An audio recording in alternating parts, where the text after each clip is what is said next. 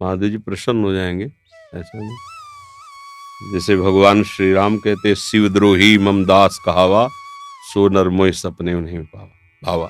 अगर कोई भगवान शंकर की निंदा करे, हरि की उपासना करे, तो प्रभु हरि को अच्छा नहीं लगता।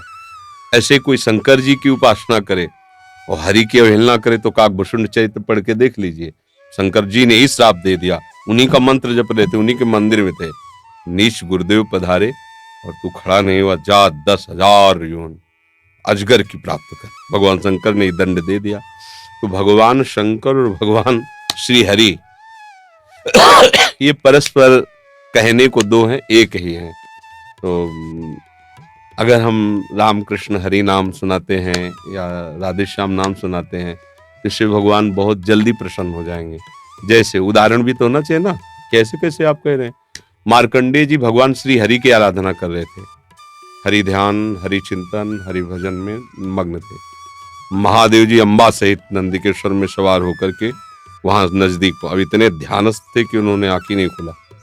फिर महादेव जी ने अंदर का उनका ध्यान बदला और अंदर पहुंचे महादेव अम्बा सहित। तो क्योंकि जो ध्यान हो रहा था हटा, दूसरा ध्यान आया ना, आंख खोला, सामने देखा, जो ध्यान में थे वही सामने खड़े। तो उन्होंने कहा, जो भगवान श्री हरि की ऐसी अनन्य भक्ति करता है, मैं अपनी तरफ से उस पर विशेष कृपा करता हूँ। जैसे प्रचेताओं का चरित्र पढ़ के देखना, सरोवर से भगवान महादेव जी प्रकट होकर उनको उपदेश किया। भगवान श्री हरि का जो भक्त है उस पर महादेव जी बहुत प्रसन्न होते हैं, बहुत जल्दी प्रसन्न होते हैं। और जिस पर महादेव जी प्रसन्न होते हैं उसे श्यामा श्याम की प्रीति प्रदान ही करते। जैसे नरसिंह मेहता को सीधे रास में ले गए महादेव जी, परम वैष्णवाचार्य। अगर कोई महादेव जी का उपासक हरि से द्रोह करता है या हरि उपासक महादेव से, तो दोनों का पतन है, वो जानते नहीं इस रहस्य को। एक दूसरे के कहने के हैं। बकाया महादेव जी से पूछो जाए कि आपका गुरु कौन, तो कहेंगे श्री हरि, वही इष्ट है, वही गुरु है।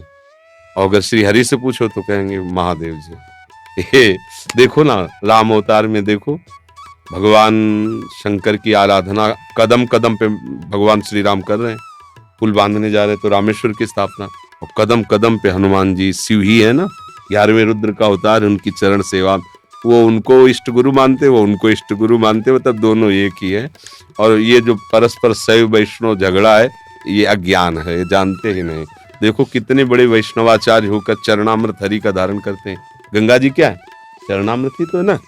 तो अब ऐसा कि हम हरि नाम जपे, महादेव जी नाराज हो जाए, तुम हमारे भगत हो, तुम हमारा नाम नहीं, ऐसा ले। वो जब प्रसन्न होते तो यही देते हैं।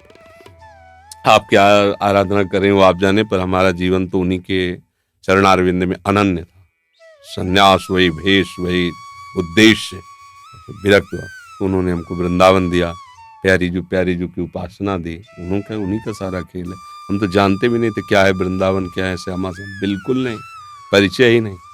काशी में घाटों पे रहना उन्हीं क्या है। तो उनका कृपा प्रसाद जब प्रकट होता है तो ये प्रेम प्राप्त होता है, हरि का प्रेम प्राप्त।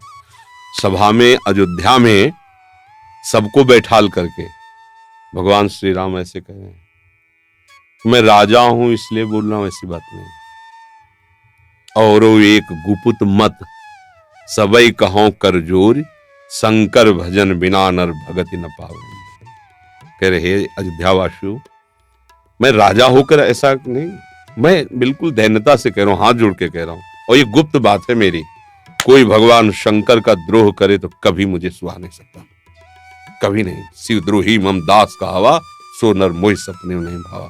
भगवान शिव की कृपा से ही मेरी प्रेम लक्षण भक्ति उदय होती। और एक गुपुत मत सबई कहो कर जोर, शंकर भजन बिना नर भगति न पावे। राधा राधा राधा राधा बाबा, प्रारंभ में शंकर जी की ही आराधना से भगवान शंकर उठा देते हैं जीव को। इसका प्रधान कारण है अहंकार के देवता हैं वो अहंकारी सारे बंधनों का कारण है। महादेव जी अहंकार मिटा देते